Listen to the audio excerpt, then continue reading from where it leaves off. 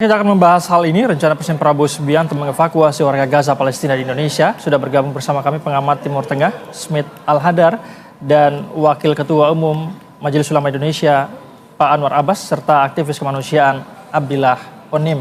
Saya ke Mas Onim terlebih dahulu. Mas Onim, selamat malam. Ya, selamat malam. Assalamualaikum warahmatullahi wabarakatuh. Waalaikumsalam. Mas Onim, saya mau langsung meminta tanggapan Anda. Seperti apa tanggapan Anda berkaitan dengan rencana Presiden Prabowo mengevakuasi diperkirakan sekitar 1.000 warga Gaza ke Indonesia?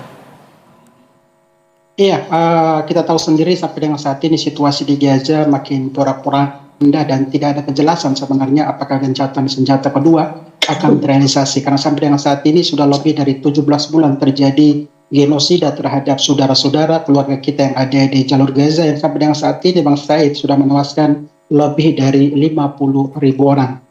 Nah, sejak 2 hari terakhir ini di Indonesia ramai diperbincangkan berkaitan dengan lawatan dan kunjungan dari Bapak Presiden Prabowo Subianto ke beberapa negara Timur Tengah, salah satunya adalah di Qatar dan juga di Turki.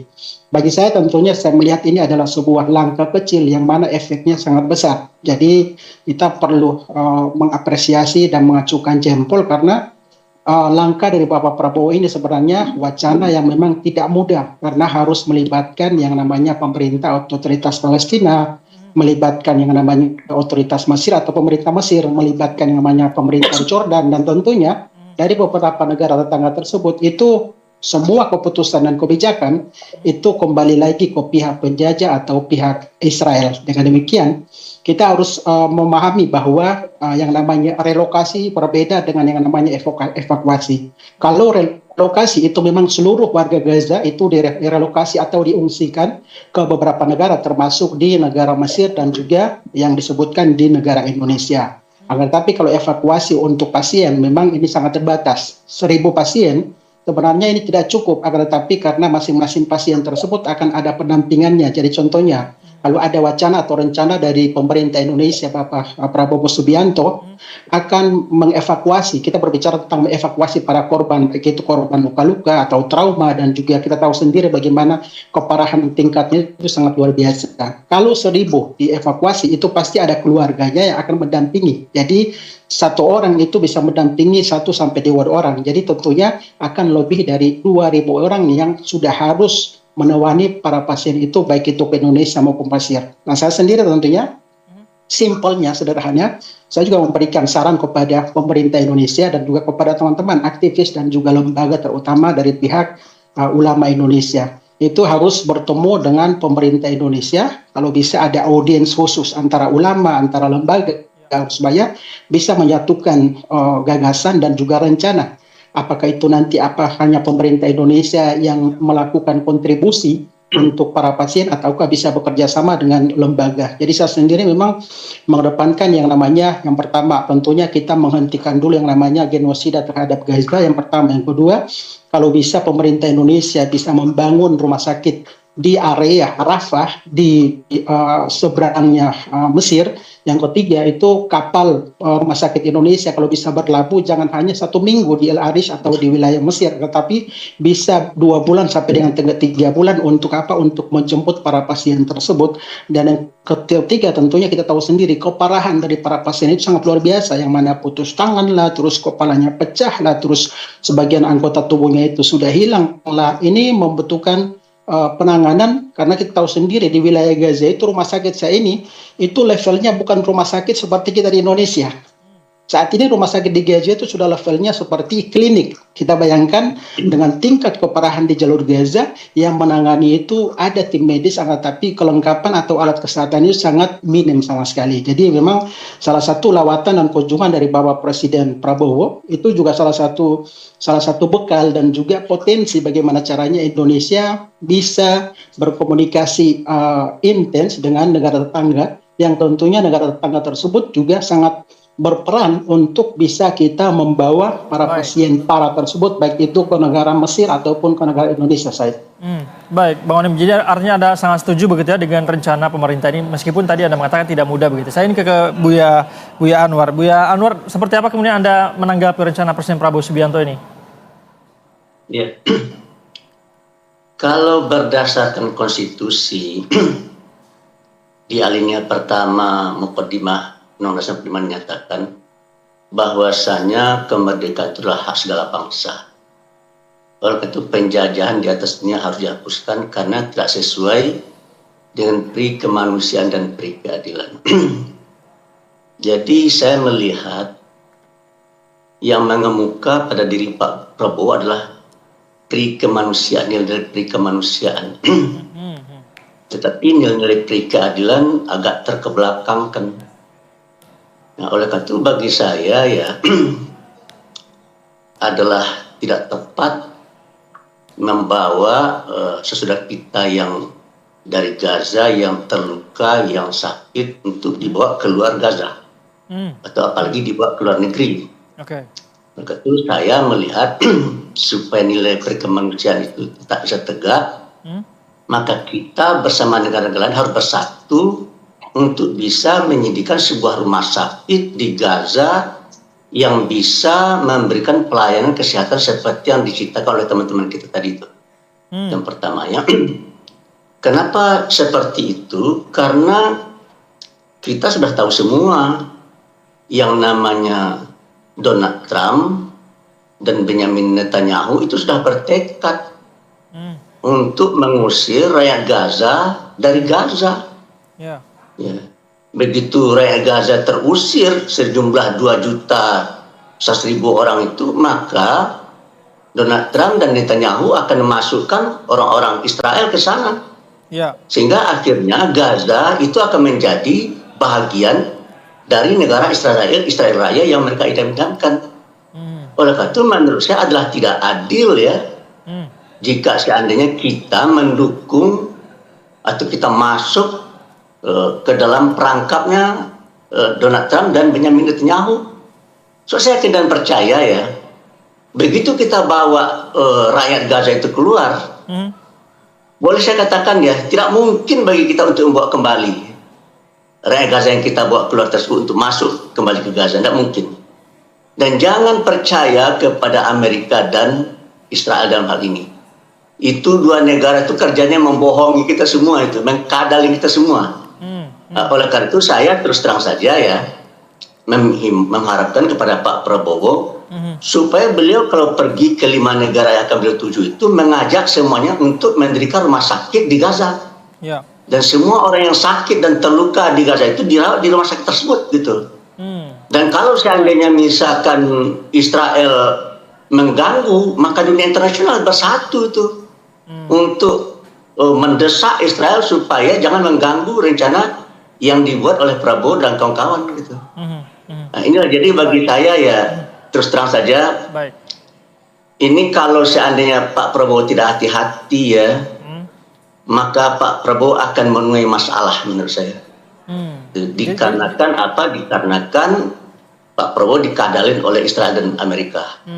Jadi menurut Anda ini tidak terlalu tepat begitu ya, Buya Anwar? Saya sisi-sisi pri kemanusiaan dikedepankan Pak Prabowo saya setuju. Tapi jangan dibawa ke Indonesia. Dirawat di Gaza. Begitu ya? Kenapa? Secara efektivitasnya tidak terlalu memberikan dampak begitu ya? Untuk membantu tugas perusahaan yang pesanannya kurang, maka itu yang harus dibuat, itu harus disiapkan secara bersama-sama. Jangan hanya Indonesia memikul itu. Ini kan ulah perbuatan Amerika dan Israel ini. Kita yang ketiban beban yang kita kan gitu ya. Oleh karena itu kita minta dunia internasional supaya membantu mengobati rakyat Gaza yang terluka, yang cacat dan segala-galanya itu yang diceritakan oleh teman kita tadi. Baik Buya. Sekarang saya ingin ke Bang Smith Al-Hadar. Apakah sudah bergabung juga? Selamat malam Bang Al-Hadar. Halo. Ya. Pak Al-Hadar, saya mau langsung saja meminta tanggapan Anda juga berkaitan dengan rencana Presiden Prabowo Subianto mengevakuasi warga Gaza ke Indonesia. Seperti apa tanggapan Anda? Iya, saya kira ini satu akal-akalan dari Israel dan Amerika Serikat. Kebetulan kita sekarang ini sedang menghadapi suatu badai ekonomi yang dilakukan oleh Presiden Amerika Serikat Donald Trump, yaitu tarif resiprokal. tarif pembalasan. Itu akan menuntut kita untuk menutup defisit yang diderita oleh Amerika Serikat. Nah, saya melihat Presiden Prabowo melihat ini sebagai kesempatan untuk bagaimana caranya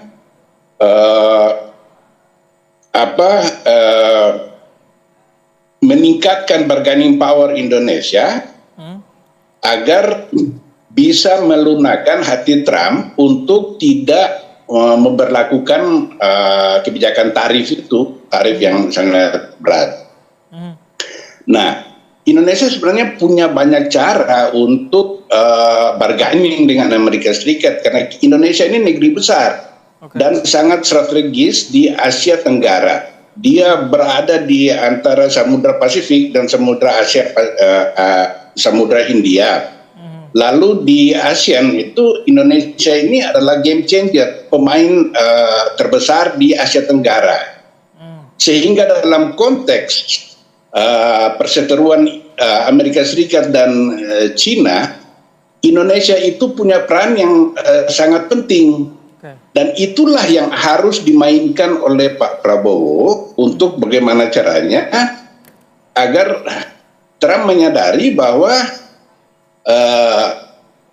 sanksi atau tarif yang diberlakukan kepada Indonesia itu punya konsekuensi yang buruk bagi kepentingan Amerika Serikat di Indo-Pasifik. Jadi bukan menjadikan Palestina ini sebagai komoditas politik. Dalam hal ini, kalau memang ingin membantu warga Palestina yang luka, maka banyak negara Arab di sana. Negara Arab ada 22 negara di sana. Belum lagi yang non-Arab seperti Iran dan Turki. Itu rumah sakit di sana juga sudah sangat banyak. Lalu kalau kita bawa orang Palestina ke Indonesia, hampir bisa dipastikan mereka nggak akan balik. Dalam sejarah pengungsi Palestina sejak tahun 1948, belum pernah ada orang Palestina yang diusir dari wilayahnya bisa kembali ke kampung halaman mereka, itu nggak ada ceritanya. Tadi Presiden Prabowo Subianto katanya mensyaratkan bahwa jika mereka sembuh, mereka diwajibkan untuk kembali ke negaranya, Pak Al-Hadar. Ya begini. Sekarang gini, Gaza itu terkunci rapat. Seluruh pintu keluarnya melalui Rafah ke Mesir, ke Sinai Mesir maupun ke utara Israel itu dijaga oleh tentara Israel. Bagaimana caranya kita mengeluarkan orang Palestina dari sana? Maka mau tidak mau kita harus berkoordinasi dengan Israel, dan itu yang dikehendaki oleh Israel. Jadi orang-orang Palestina yang akan keluar datang ke Indonesia itu mereka akan melalui Bandara Ben Gurion, International Airport Ben Gurion, untuk dibawa ke Indonesia. Nah, ini saya khawatirkan dieksploitasi oleh Israel sebagai Indonesia bekerja sama dengan Israel, padahal kita nggak punya hubungan diplomatik dengan negara itu. Nah, mungkin ada rasa kemanusiaan dari Prabowo untuk membantu saudara-saudara kita di Palestina, itu bisa difahami. Tetapi dampak politiknya untuk Palestina sendiri itu merugikan mereka sendiri. Dan kita mesti lihat, kalau Indonesia membuka pintu untuk 1.000 orang Palestina, ini jadi presiden. Dan itu akan membuat 57 negara Islam lainnya tidak mempunyai alasan untuk bisa menolak orang Palestina.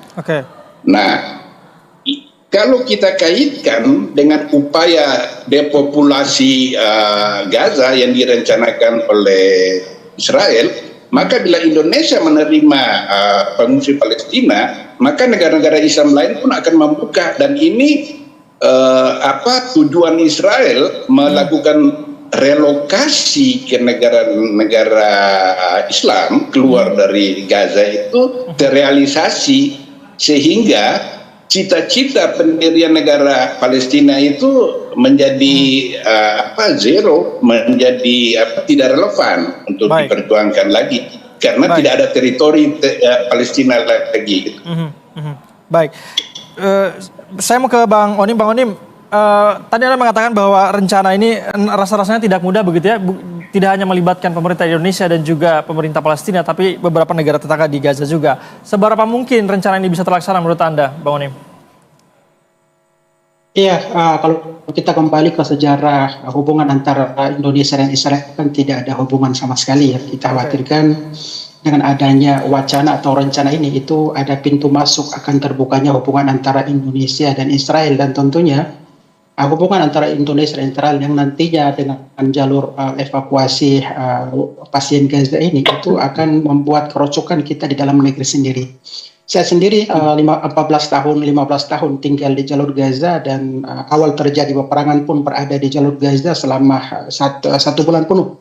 Alhamdulillah atas izin Allah SWT bisa berhasil dan lolos keluar bersama dengan anak istri.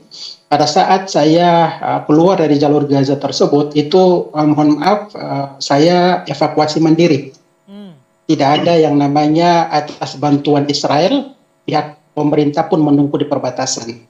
Dan pada saat saya keluar dari jalur Gaza tersebut, memang saya punya rencana untuk mengajak bapak dan ibu mertua saya serta beberapa staf saya dari jalur Gaza. Akan tetapi kendalanya mereka mengatakan bahwa kami lahir dan besar di Palestina, kami punya tanah di Palestina, punya rumah di Palestina, dengan demikian kami akan berada di Palestina, di Gaza dalam situasi apapun, bahasa kasarnya hidup dan mati akan berada di jalur Gaza. Tapi kita berpikir Bang Said bahwa ini serba salah sebenarnya kalau kita mempertahankan mereka bertahan para pasien di jalur Gaza. Saya sudah komunikasi terus dengan teman-teman saya di Gaza. Saya selalu bertanya gimana kabar kalian. Mereka sebenarnya kami sudah lelah, kami sudah capek, karena hampir setiap hari kami harus keluar dari rumah, mengungsi sana sini, melihat kematian, dan kami manusia bukan robot, kami sudah capek.